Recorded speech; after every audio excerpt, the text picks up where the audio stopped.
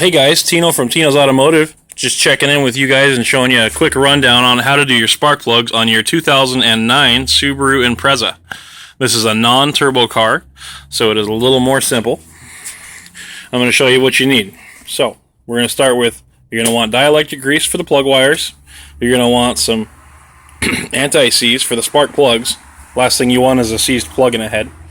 We used factory plugs on this one. The old ones weren't horrible, but they were due. I really like to use a flex head ratchet. It's nicer to use for me. As a mechanic, I use them all day. Sometimes on tighter spaces, it's much better. Long extension is going to be nice.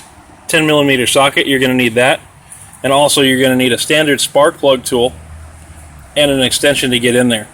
Now, I also use a flexible head spark plug socket. It makes it a little more forgiving. The measurement on this is 7 1/4, as I wrote down right here. The 7 1/4 is about what you want because you can get in on the driver's side of the car without having to remove the battery or any of the fuse box items. You're also going to need a flathead screwdriver and a 10mm hand wrench or ratchet wrench. Again, this is Tino's Automotive over in Olympia, Washington. So, we're going to start with, you're going to have to take off the air intake inlet.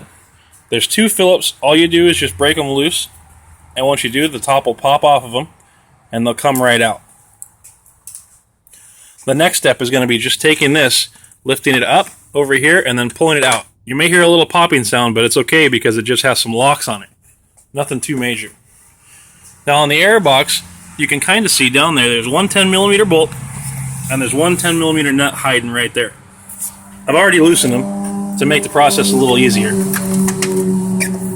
You're just going to go ahead and pull them out. Sometimes they'll come out with that little sleeve like that one just did.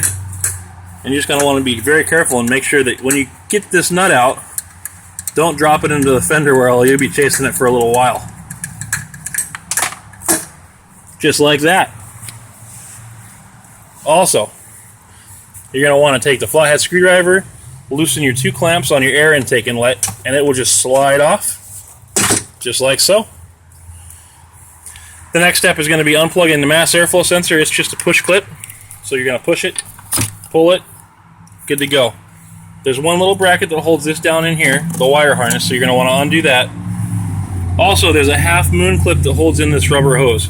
You don't need any tools. All you have to do is just reach down and press it out. See how it comes right out? And you can lift the box up.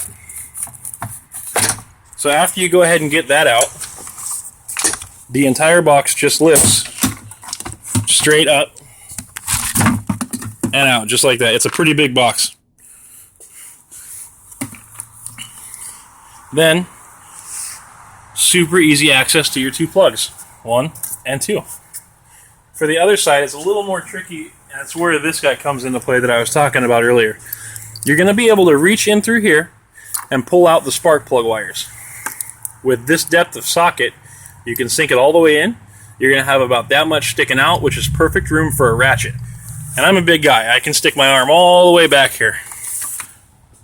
The plugs will come out very easy.